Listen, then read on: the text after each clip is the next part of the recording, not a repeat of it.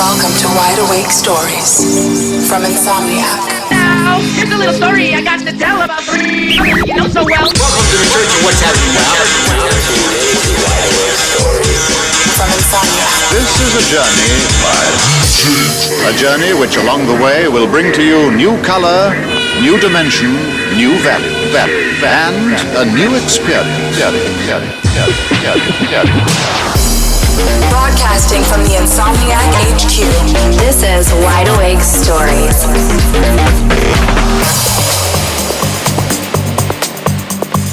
Hey everybody, welcome to episode 15 of Wide Awake Stories. It's a new year. As you can tell by my very raspy, hoarse voice, I had a very eventful new year, but Happy New Year to all our listeners. Happy New Year. Happy New Year. For our first episode of 2018, I think we're going to do things just a tad different today. As always, I want to introduce the Wide Awake Stories team. I've got Deirdre over here. Hello. Got Ross Gardner. Hello. Dr. Sam Yu. Hello. And of course, Monica. Monica is calling in from a very remote bunker somewhere in Middle America. Is that true, Monica? Yes, an undisclosed location. Don't try to figure it out. But I may or may not be cross-country skiing right now. We're going to do things a little bit different this episode. We're going to chop it up and talk a little bit about 2018. Things we'd like to see more of. Things maybe we'd like to see a little bit less of. People who've got upcoming albums, upcoming sounds. We've got a nice interview with Yousef, head honcho over at Circus Records, and he's going to take us through what that journey has been like for him. Nice, long, extended interview with the man. But first, let's break down our little prognostications for 2018. Ross, you want to kick things off? I always feel like whenever I write anything from Insomniac, I'm always being kind of the voice of the older guy in the scene, even though I think you're ironically younger. Ironically, yeah, totally. Even though you're older than I am, but I always tend to kind of keep that that perspective. But I'm looking forward to seeing people getting a little bit older and a little bit wiser in 2018. You know, taking care of themselves a little bit better, learning how to walk through the crowds a little bit better, advancing in their music tastes a little bit more. You know, it's always really nice to see new people coming in and seeing their eyes like being completely open to dance music, but I really like watching people evolve and develop through the scene, so it's always a treat, and also curious to know where I'm going to be, what I'm going to be listening to, and how I'm going to be digesting music by the end of the year. So yeah, I'm always interested in the evolution, and I think the year is a nice kind of marker point to reflect on that. I agree with you, man. Less elbows and toes and more excuse me, pardon me, I'm so sorry, with the hand on the shoulder. Sorry, I'm so sorry. It's always you, man, nice. Dragging Bay by her arm through the crowd, you know, and bumping into everybody. It's like, come on, man, less of that. You know, let's learn how to like snake our way through, you know. People who are continuing to be quote unquote, you know, old school people that still are just as enthusiastic as they were, you know, 15, 20 years ago. I'm into celebrating that as well. More people joining the advanced group, maybe. Mm-hmm. The advanced the elders. group. The elders, the advanced group, being a bit more inclusive the as nice well. Watch. Yeah. The protectors of the realm, you know, it's nice. Every year I feel like I'm just becoming more and more one of those old sultry guys on the wall, you know. You need to get a shield with a crest on it, and the crest will be like a vinyl turntable, a glass of milk, and maybe some earplugs. Earplugs, dude. I was just about to say earplugs, man. I think it's important too for, you know, what you just said, that I need to get out a little bit more and kind of check out a few different events. We just had last year Solomon at Factory 93, which is a great big show at the Palladium, but a really nice sound. And I think a lot of people they're kind of in that late 30s, early 40s, we're really enjoying that vibe and that scene. So definitely more of that. I'll pop into one of those. That definitely speaks to Ross's point about where the scene is headed and their ears kind of maturing over time. And I feel like that Factory 93 show at the Palladium was a testament to the underground scene kind of really flourishing, especially in Los Angeles, where it kind of was always tucked away in the corner at warehouses, but now you're seeing it at fully legit venues and these massive crowds. It was probably one of the biggest techno parties I've seen in Los Angeles to this day. I wonder if anyone thinks that, you know, I always knew a year and a half ago that rap was going to be the next thing. Well, I'm putting air quotes in rap right now. But I feel like that new sound of rap that you really hear a lot at a festival like Rolling Loud, that's kind of catching the ear of the younger generation now, and I think maybe some of those people might have pulled off of that and might be matriculating into that sort of darker, dance music, techno, tech house thing. I wonder if that new wave of hip hop is pulling some of those more fresh ears in and maybe leaving more discerning ears for dance music. I mean, I think there's a touch of that, but I feel like a lot of us, my peers, people who are around my age, saw this happen in high school too. You had people who really liked emo music, you had people who really liked hip hop, but then all of a sudden, 10 years later down the line, all of a sudden there's in a hodgepodge of Venn diagram of people meeting in the middle for certain types of electronic and dance music. And hip hop is now emo, so there you go. Sam, what do you got coming down the pipeline for 2018? What's your sage prediction? I feel like 2018 is going to be the year of comebacks in a lot of ways. Trance is back in fashion, apparently, so particularly psytrance, which is kind of like a new occurrence. Breakbeat is also another one that we're starting to see happen a lot, especially with like this new wave of Paris producers. Or French producers, I should say. People like on Chami's label who are working in breaks, whether it's in the break of a song or changing from 4 on the floor to a broken beat. You're starting to see that more and more, and I feel like that whole scene's kind of coming back. Acid is also a sound that people are working into their productions. You're hearing a lot more 303s and squelchy bass lines, things of that nature. It sounds like I'm absolutely gonna love 2018 because you just hit all my feels points right there. Breakbeat, acid. You should check the new Bicep album. Yep. Phenomenal. It's like it's like a convergence of all of those sounds. It really is like a proper like throwback to the 90s, but all been sort of modernized. There's lots of trancey sort of melodies, lots of breakbeats. That track Glue was one of the best tracks of the year. When I was at Oasis last year, the festival in Morocco, down at the resident advisor sort of stage that they had, which is always a place where you can expect to hear what's coming up in the future. A lot of breakbeats, a lot of like really hard, like sort of nasty acid techno, which was kind of like fast. You're getting up at like 135 BPM. Like it's coming back for sure. A lot of big history definitely repeats itself. I think trap, and Sam, you'll probably agree with me too. I think trap is an area where, to my earlier point, you're seeing a lot of that cross-pollination be a lot more authentic and kind of in that electronic music genre. I mean, you think that's coming back more in 2018? Definitely, especially like you said in the trap world. I feel like people like DJ Snake, Nightmare, Slander, they're all kind of piggybacking off of this mumble rap movement, if you would call it that. The new generation of hip-hop is really feeding into dance music, and that's kind of... Right, those people who are into that sound seem to be gravitating more towards the hip-hop side of thing because of trap, because of collabs, because of stages like the Sahara Tent at Coachella. It's pulling a lot of those younger ears more into the crossover, more into the hip-hop world, and I think what that's doing is it's leaving a vacancy for more of the heads and more of those other people to kind of create things like that crowd at Solomon. Does that make sense? To me, like the hip hop scene is bleeding over into dance music and not necessarily pulling them away from dance music. It's just giving the artists more tools to play with. Yeah, that's a great point. Well, I think like like this genre or this thing that we've always been saying for at least the last couple of years, crossover, has come to encompass this enormous amount of music where it's really quite difficult to pin down a genre on what any of this stuff really sort of is anymore. There's so much cross pollination between all these different sounds and scenes, and it takes festivals like Coachella or like Bonnaroo or places like that, which are not so rigid in their genre, where people are coming together and you might spend some time at one stage and then wander over into another and start seeing all these different sounds and all these different things in some sort of contextual meeting point, I think it's a good problem to have. I mean, some people, sort of scoff at all of these quote unquote over descriptive subgenres. But for me, as somebody who likes adjectives, any new vocabulary added to the lexicon, I think is a good thing. More and adjectives. Good music is just good music. It doesn't matter what genre it is. So I still think it's a good problem to have. I'm all about adverb house in 2018. Mumble techno. Mumble tech? Mumble tech. Mumble tech. That's what I'm all about, man. Mumble tech. Do you think you're going to start to see longer sets becoming something that's a lot more prevalent in dance music again? Maybe not all of the time, but I mean, certainly as much as possible.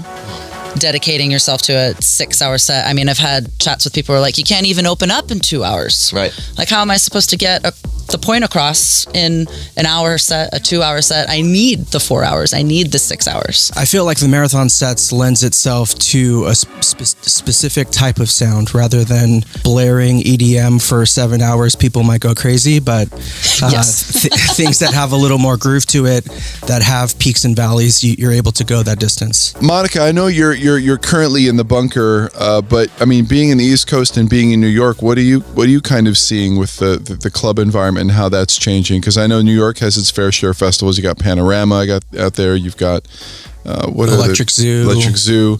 Are you kind of seeing a mix amongst your peers with the club and the festival? I don't really know. vibe? I don't really know what's happening out there. All I know is that there was a new LCD Sound System album this year, and that's all I care about. They're a fresh new act out of New York. You might want to pay attention. I think these guys are going to be huge. Yes. Did they play New York? They did. They're playing like 15 dates in a row or something like that. Yeah, and they all sold out immediately and were super expensive, and I was mad. I haven't listened to the album yet, but I just remember Ross. I remember. Wait. I just the cover. Shame. Looks like one of those leaflets that those Christian people hand out to you on the street, inviting you. It's just like clouds with LCD Sound System written on the front. It literally looked like someone was trying to convert me. So I was like, wow, maybe I'll listen to that. It's a good thing to be converted to, though. Yeah, absolutely. To the Church of LCD, I suppose. The Church of James Murphy. Yes. He's such a good DJ. So it's not music related, but for 2018, I'd like to see fires stop. Everything is burning all the time, and shootings, and like earlier this past year, there were storms. I felt like I was having to like text everyone I knew all the time to make sure that they were okay.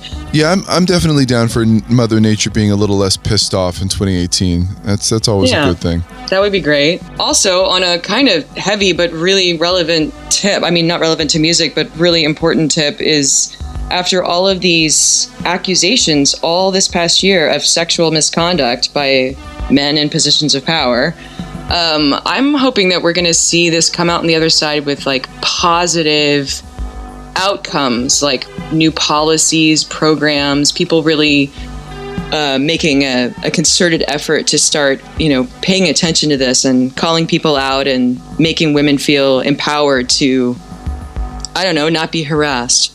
Yeah, we have a poor track record of having questionable things happen and then not really following up on that with real change. So I agree with you. I'm hoping that there's a rising tide behind the tide that's happening right now. I agree completely. And I think that it might be a slow rise of positivity, but I think it's a step in the right direction, certainly. I guess going off of that, I'd like to see compassion and conscientiousness continue. In 2018, 2017 was rough in a lot of ways. I won't get into too many specifics that aren't music related, but I just want to see resilience continue in 2018. We still have a long way to go to see the changes we want actually come to fruition. I think in our dance community and in the music world, we could certainly take more action. It's easy to just display on social media, where you stand and raise awareness that way, and we should continue to do that as well. But I mean, it's as simple as parties happening for a cause or drawing attention to issues that matter to us. And it's important for us and the younger generations who oftentimes use raves, concerts, shows, what have you, as a means of escape or a means of therapy, to know that it's going to take some effort on our part to help each other. Really, yeah, it's not just all about escapism all the time. Yeah, it's got to be about a little bit more than that. maybe it's not super sexy to talk about political issues at a rave, but I mean, I think that we can do it in a way that is proactive and that is helpful for things that should matter to us. You can't just like compartmentalize all of the time. I remember last year at the Black Madonna, it was right after Trump got elected, and the energy and the discussions that happened around the dance floor, on the dance floor. I mean, it was really special, and we needed it so badly. So I want to have more nights like that. And it's as simple as like mentioning it in a party flyer or online, that we want to talk about issues that matter before the end of 2017, whether it was about the tax plan or whether it's about, DACA, or it's about whatever matters to you. I think it's a simple thing that we can include while we're dancing. Party with a purpose. Yeah, exactly. Yeah, and as a culture that, is based on this idea of plur, and our headliners are always talking about how they feel accepted, not judged at these festivals, ours and other electronic festivals, like this culture should be at the forefront of everything that you're talking about, showing the world by example on how we want to be as a people. Yeah, exactly. Like, no one's going to do it for us. We have to do it ourselves. I mean, I think dance music has kind of done a really, really good job in the last couple of years, particularly the underground, in basically pushing the narrative that there is not enough female representation, for instance, on our lineups. And I think there's been a collective effort from the scene, particularly around people like the Black Madonna, who you mentioned earlier, has been an incredible voice in all of this, who really has kind of spoken up about the fact that women are not being adequately represented in our scene. And there has been a lot of movement, particularly some brands and stuff have come in and made an effort to try and actually create these various different platforms and push this narrative that we could be doing better, and it really seems like it's actually working. You're looking at festival lineups now. I remember, was it So Manly or something? There was a Tumblr page that started that was calling out all of the lineups for just having men on them. Anyway, you can find it online somewhere, but it was really powerful for the couple of days that it went around the internet, because people were like, damn, every single lineup is at least 90% men, and it started to get people talking about how they can actually change that, and I think that was a really important thing that came from the underground. And I don't know how that gets picked up in other scenes. I don't know if country music is having this kind of conversation. Maybe it is, but dance music's always been really progressive in that regard. Absolutely. And I think we're doing a better job, certainly. We certainly are. I'm just saying I want to see it continue. Yeah. 2017, we were, I saw a lot of people being vocal about what bothered them, and not just bitching and moaning, but doing something about it and supporting people who do something about it. So I just want to see more of that in 2018. I think we all can always do a little bit more. That being said, looking forward to another year of really great music. I felt like 2017 had so much good music come out. I was really in love with, as what we were talking about earlier. I thought the Bicep album was incredible. Daphne's album was incredible. The Fortet album was incredible. And of course, Monica LCD was great too. I mean, I listened to a lot of LCD this year as well. It's been a long time since I had a complete album from top to bottom on repeat. I think it's important for people like James Murphy, who've been around for a while. We always have these young guns popping up and making great sounds, but it's important for the people who have been in the culture for a really long time to continue to help others up, to continue to make a big splash when they come out with new tracks. I think the guest that we have on the show, Youssef, is someone who has been around for a really long time. Over the last 15 years with Circus Recordings, has brought up a lot of that young talent. He's cultivated it. His club night has been a hot point for people to come in and experience new sounds, but also DJs that have been around for a minute and who have been impacting the scene for a while. We need more stewards like that. We need more people who don't want it to be all about them. They want it to be all about us. Mr. Youssef, welcome to the show. Thank you for having me, Rich. Excellent. I think I just kind of wanted to jump right in and start asking you, or really congratulating you first on 15 years of Circus. Yeah, man. I mean, thank you. It's just kind of something that was designed for me to continue playing a residency in my home city of Liverpool. And that was 15 years ago, and it's meant to be something kind of quite small and intimate and just about me. But as time passed quite quickly, we realised, okay, there's a bit more to it than what we think here. And here we are 15 years later, multi-award winning, huge events, every credible house and techno and electronica DJ under the sun has played for us many times, and it's just the same ethos is still there. It's all about just having fun and listening to brand new good music and with an inclusive atmosphere, but that has stayed with us from day one all the way up until today. And for people who don't know, Circus obviously started off as a club night for you, but then grew not only into just an ever-evolving club night, but also a record label too. That's right.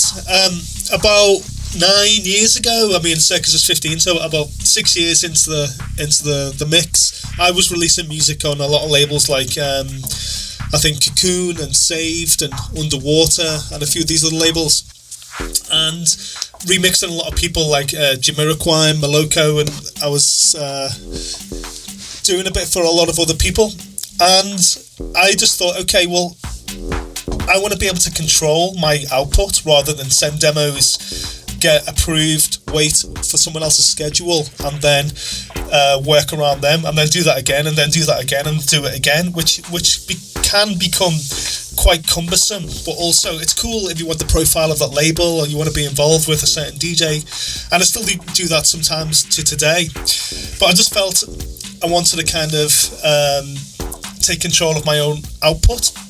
So I started a tiny little DJ label based upon the ethos and musical expansion of Circus, which is proper underground house and techno, kind of quite colourful, not so serious where it's people, it's chin strokey, but on the other hand, it's brand new music, and I wanted that ethos to be reflective of the label. So it just started quite small, and again, because of the relationship with so many friends and DJs at Circus, the event, I knew that I could probably at some point ask a few of the guys if they wanted to be involved, and as time progressed, after about 10 of my own releases, I managed to do a remix album where I got Moby, Sven Vath, Kaiser Disco, Giles Peterson, and a whole host of kind of like first class artists, and I remixed them all, and we released an album called Yousef Circus Reworks, and it put the label from a kind of DJ label to the very beginnings of what I like to be considered as a proper record label. And since then, we've kind of invited a lot of amazing artists, and we've just kept on going with the same ethos. One release a month. Every artist gets the same treatment, whether you're Carl Cox, Green Velvet, or some kid that I found on SoundCloud. And what I mean by the same treatment is you get a proper PR job, proper mastering, mix down if you need a mix down, really decent artwork, the same amount of time frame that every artist gets, which is always a 4-week window. Same PR with the same PR company that we use for the Circus events and myself. So my point is, even if you're some kid that I've just signed and I've discovered, then you're going to get the same chances as Green Velvet or Carl Cox or any of our other bigger names that have come to us over the years. So again, we're just still pushing forward. We've released a lot of amazing records, like I guess the most notably would be Green Velvet's Bigger Than Prince, which obviously went on to be a global phenomenon, and of course it put Hudson's 82 on a global map as well with his remix that I got him to do. And here we are, 9 years into the label, still growing, still trying to treat it like a proper record label, and still learning as we go along in a lot of ways. Well, I think 15 years is a long time to do anything, and you keep reusing the word ethos when we're talking about the sensibilities of the label and the club night. But I think in addition to ethos, I think it's a state of mind. It's a way of looking at relationships, because as well as I do, you don't get anything going for 15 years or 10 years or even 5 years if the way in which you cultivate your relationships isn't a positive one. What's that secret sauce to that longevity?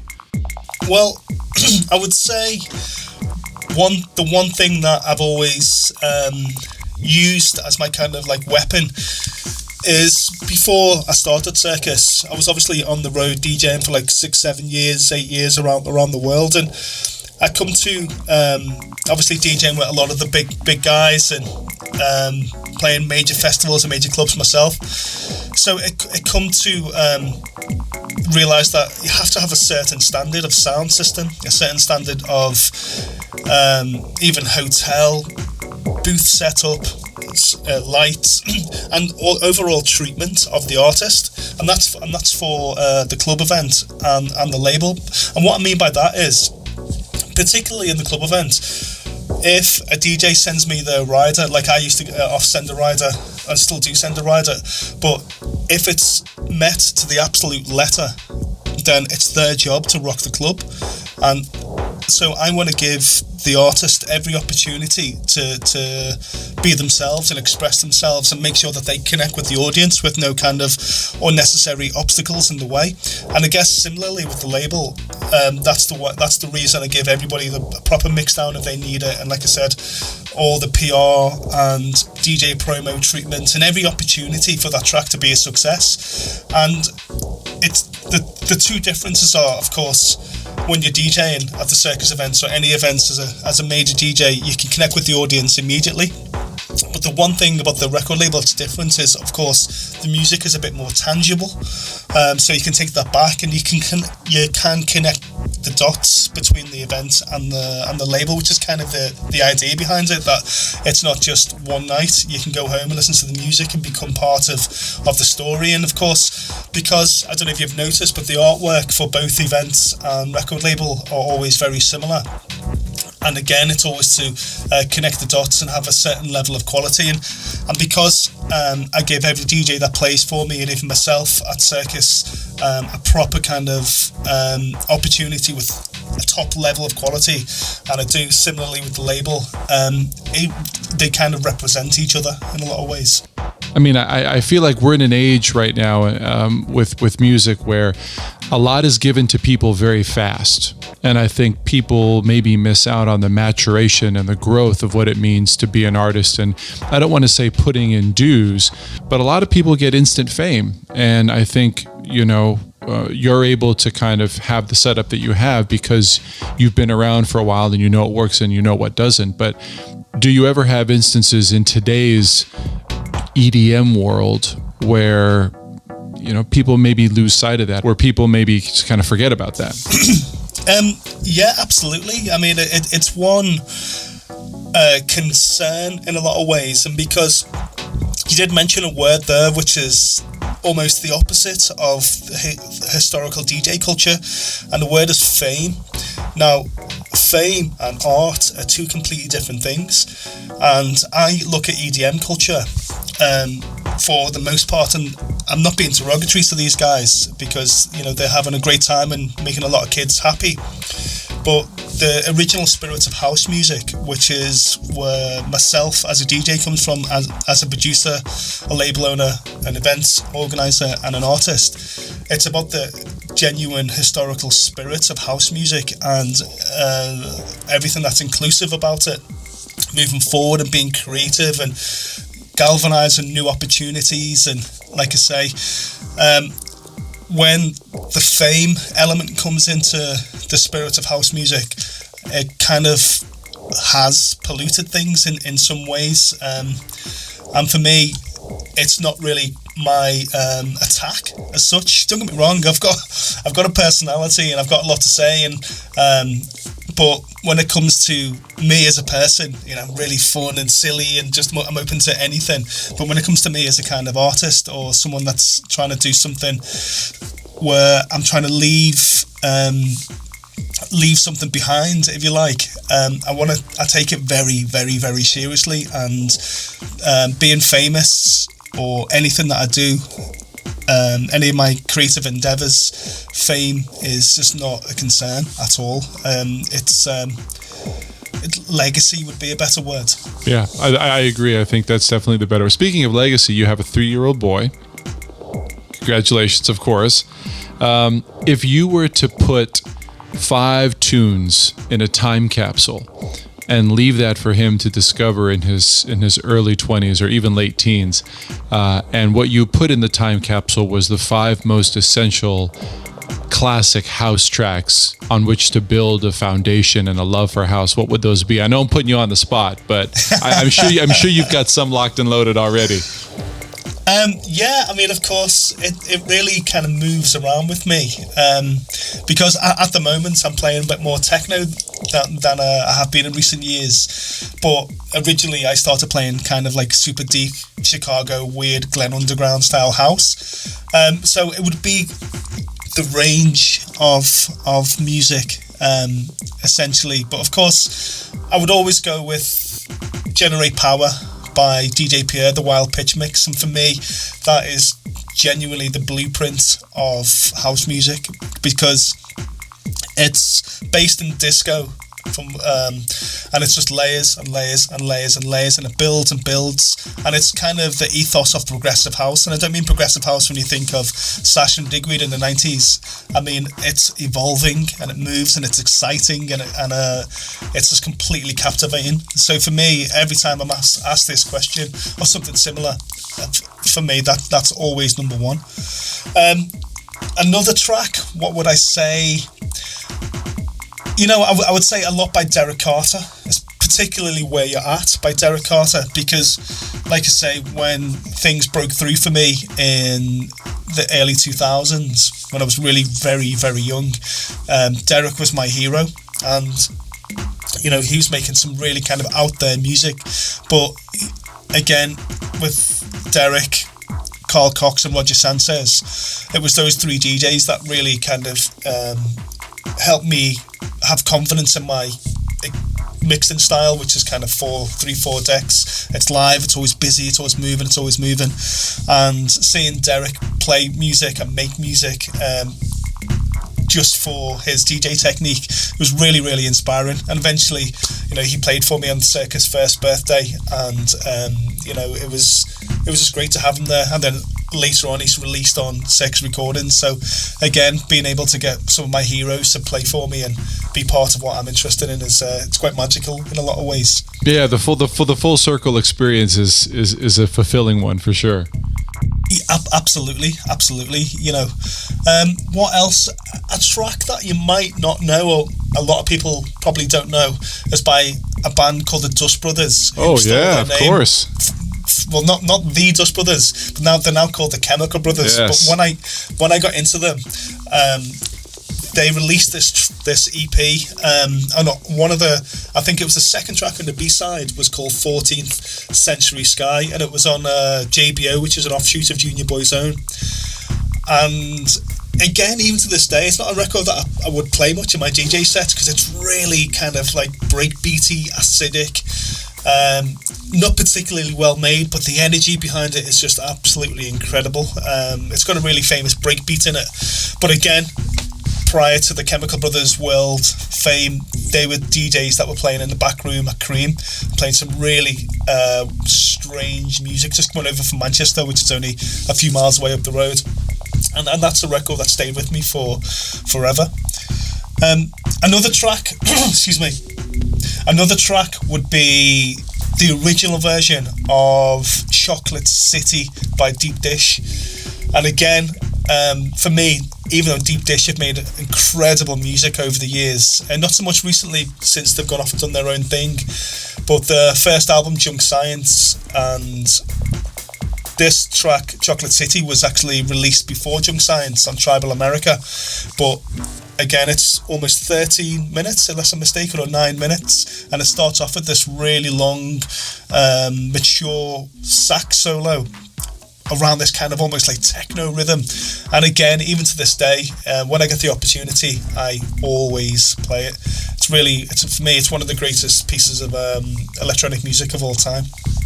Another record, I think this is my fifth one, would definitely be Music Express by Express 2.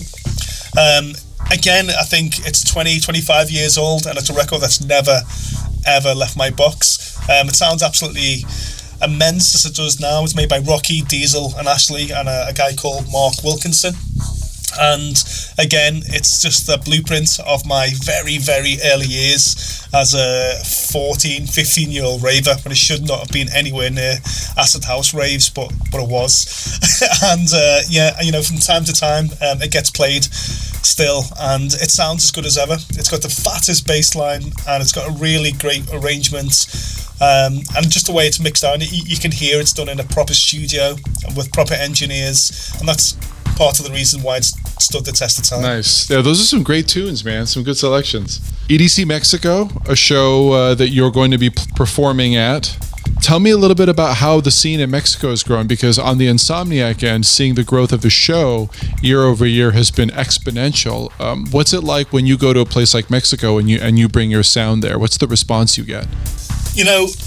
Mexico for me, it's gone from being somewhere that you might pop into every couple of years to being the one place I have to go every year. I mean, of course, I'm kind of blown away by the support I'm getting from the EDC guys in Mexico, but from a DJ perspective, it's absolutely ridiculous. And especially in the Neon Garden there, which is the underground house and techno stage, it's gone from kind of a couple of thousand to maybe a few to 5 or 6 to I think last year I played to 18,000 people in this one room, and it was just unbelievable. And because I think this year's going to be my third time to play, I've certainly played 2 times in a row.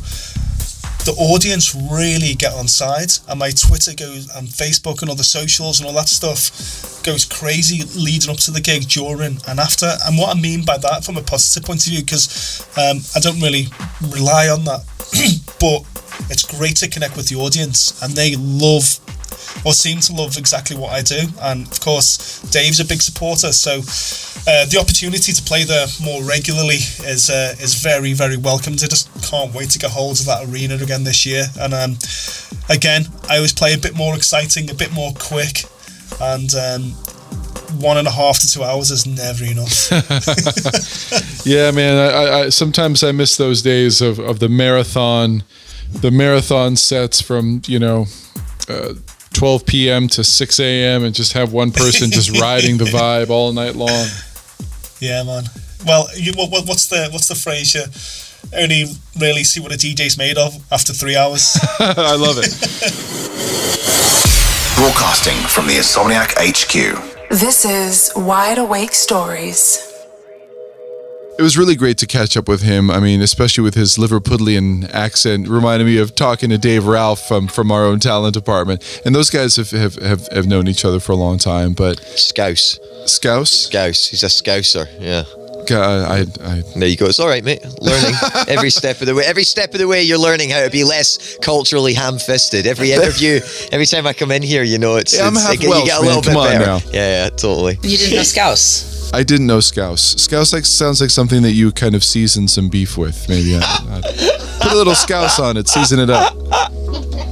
I'm excited that Youssef is going to be a much larger part of EDC Mexico. I mean, that show's going to go off in February. And piggybacking on what we were talking about before, I'm really looking forward to EDC making some of these international stops in 2018. I mean, Mexico in a couple years' time is going to be just as big, if not bigger, than EDC Vegas. EDC Japan, we have coming up in 2018. I love seeing the progression of how we have brought these festivals and really this culture, this dance music culture, which is very American and really very West Coast in a lot of the flavor that you see with totems and candy, coming into places like Asia and Mexico, and seeing the native culture adopt this rave culture that some of them may not have been hip to before. I more of that in 2018 for me too. It's also super exciting for EDC to be headed over to China for the first time this year. Yeah, man, it's blowing up in Asia at the moment. China's like the next big stop for all of the major festival brands. It's like really a lot of eyes are on the country at the moment. It's going to be a huge market once they're sort of properly listening to electronic music and into the scene. It's going to be a game changer in the region for sure. Passport's going to be super full of stamps in 2018. Oh yeah. Faux show. Oh yeah. And of course, in 2018, more episodes of Wide Awake Stories, more artist interviews, more stories from you guys. As always, we want to hear from you. You can find us online at insomniac.com on Facebook and on Twitter at insomniac.com. Just make sure to use the hashtag Wide Awake Stories. So we'll see you guys next month for our February show. Until then, peace, love, and chicken grease. What? What? See you later. Happy New Year, y'all.